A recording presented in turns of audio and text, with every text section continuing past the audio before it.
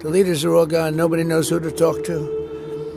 But we're actually talking to the right people, and they want to make a deal so badly. You have no idea how badly they want to make a deal. Don't call your defeat an agreement. The era of your promises is over. The level of your conflicts has reached the stage of negotiating with yourself. Lasdang panmap u Donald Trump ya ke Iran. Telah ada pikwa bentip company ya sasngap ya kena ke video hadu manakut. Barwat keleru ban share, like, bar subscribe kumju ya kena ke channel. Ka United States kalapha ya ka wei ke jing terwa ban sange thma kabadon kharsan teliki phang syaki bor sarkar ga Iran. Ban persyang ban persange ya ka thma ka badang jur ha Middle East.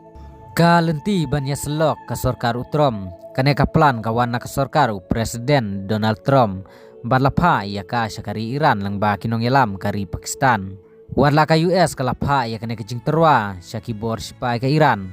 Henry ki bor sipai ke Iran kelar kiben ya utrom bat kila kentaj ya kene kejing persyang ban pensange ya katma ki phang bah khmat jong kene ka plan warla ki bini jong kene ka plan ki 4 mi pajba Henry ki khubor na Israel kila yathu bakine ki de ki katto kene ki mat ki badon kam ka Iran ka de ban penduk lut ya ki tir nuklear bat kilat penmi bor nuklear ka Iran ka de ban kular ban nom thwet chu ban shna ya ki tir nuklear ka Iran kadai ban sange no nakapa penkhlanya ki mar nuklear.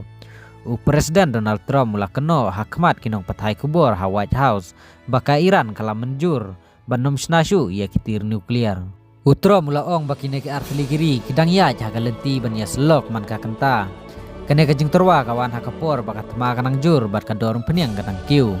Bun ki start bisyar tma ki artatin ya ke Iran kana menjur ne em ya kene ka kendon ka bakhi khamtam habaka Israel kadang beteng ban siat ya kijaka badan kam hapo kari Iran.